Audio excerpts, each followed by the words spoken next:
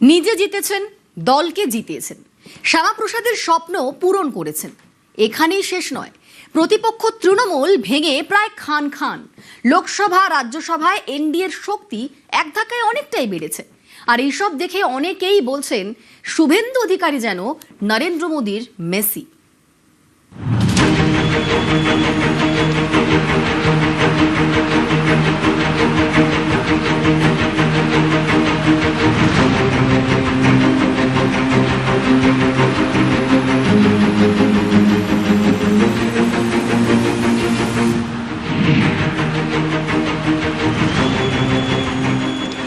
Messi গোল করেন, গোল করান। Football মাঠে মেসি মানেই ম্যাজিক। অনেকে বলছেন ৪ঠা মে থেকে বাংলার রাজনীতির ময়দানে শুভেন্দু অধিকারী যেন মেসির ফর্মে। মোদির মেসি শুভেন্দু।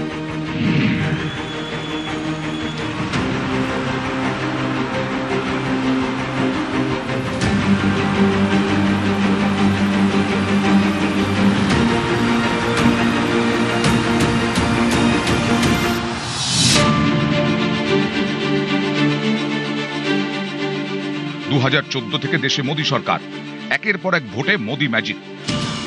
গেরুয়া ঝড়। কেন্দ্রে ক্ষমতায়, একের পর এক রাজ্যেও জয়। পূর্ব থেকে পশ্চিম, পদ্ম যেন অপ্রতিরোধ্য।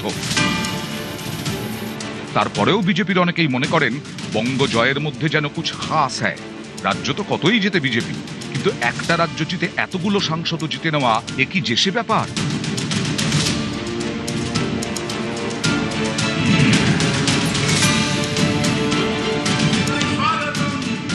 বাংলা জিতে শুধুমাত্র একটা রাজ্য নয়, প্রধানমন্ত্রী নরেন্দ্র মোদীর হাতে প্রাপ্তির ডালা তুলে দিয়েছেন শুভেন্দু অধিকারী। শ্যামাপ্রসাদ মুখোপাধ্যায়ের মাটি, সেখানে শ্যামাপ্রসাদের স্বপ্ন পূরণ।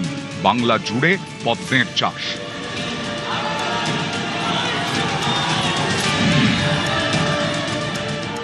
প্রথমে বাংলা জয়। এ এমনই জয় যে প্রতিপক্ষ তৃণমূল ভেঙে প্রায় খান খান। তাদের 20 জন লোকসভার সাংসদ চাইছেন এনডিএতে যোগ দিতে।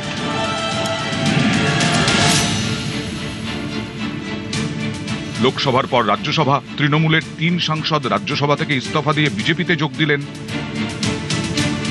এবার বিজেপির টিকিটে তাঁরা রাজ্যসভায়। সংসদে মোদীর জোর আরো বেড়ে গেল।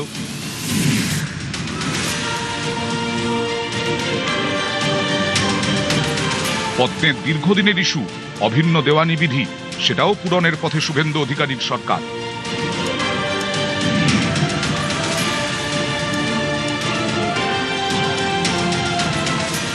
উত্তর পূর্ব ভারতের নিরাপত্তার ক্ষেত্রে অত্যন্ত গুরুত্বপূর্ণ রাজ্য পশ্চিমবঙ্গ।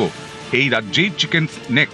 অতীতে মোদী সরকার বারবারই অভিযোগ করেছে তৃণমূল সরকারের অসহযোগিতার কারণে চিকেন নেকের নিরাপত্তা সুনিশ্চিত করা যাচ্ছে না, অনুপ্রবেশ রোখা যাচ্ছে না। বাংলা জিতে মোদী সরকারের সেই পথ সুগম করে দিয়েছেন শুভেন্দু অধিকারী। সীমান্তে জমি দিয়ে দিয়েছেন বিএসএফকে।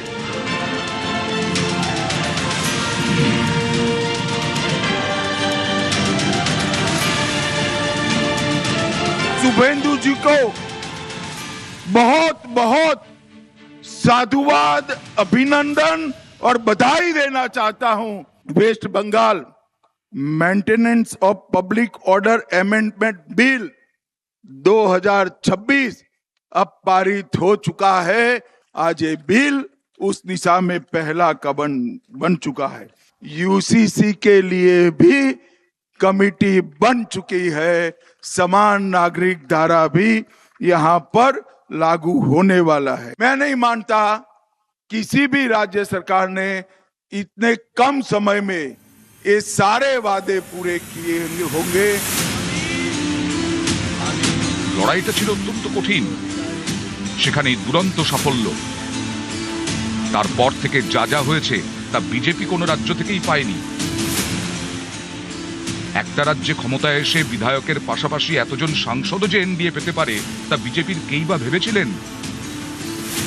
সেই কারণেই অনেকে বলছেন শুভেন্দু যেন মোদীর মেসি।